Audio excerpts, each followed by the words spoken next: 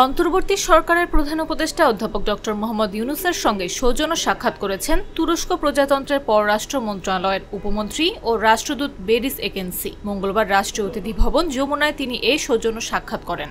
দুই নেতার সাক্ষাৎকালে বাংলাদেশ ও তুরস্কের মধ্যে শিক্ষা, স্বাস্থ্যসেবা ও প্রযুক্তি খাতে দ্বিপাক্ষিক সহযোগিতা জোরদার এবং নতুন অংশীদারিত্বের সম্ভাবনা নিয়ে আলোচনা হয়। প্রধান উপদেষ্টা উপপ্রেস সচিব আবুল কালাম আজাদ মজুমদার এ তথ্য জানান। সাক্ষাৎকালে রাষ্ট্রদূত একেনসি বলেন, এটি আমার প্রথম বাংলাদেশ সফর। তিনি তার প্রতিনিধি দলের প্রতি উষ্ণ আতিথেয়তার জন্য কৃতজ্ঞতা প্রকাশ করেন। একই সঙ্গে তিনি তুরস্কের প্রেসিডেন্ট রিসেপ তাইয়েপ এরদোয়ানের শুভেচ্ছা ও অভিনন্দন বার্তা পৌঁছে দেন এবং প্রধান উপদেষ্টাকে তুরস্ক সফরের জন্য তার পক্ষ থেকে আমন্ত্রণ জানান। মাত্র রান্না করা চিকেন খেতে কেমন হয়েছে বলছি। চিকেন রান্নায় কি আসছে কান্না? একই মশলায় আর কতদিন? এই নিন প্রাণ মুরগির মাংসের মশলা।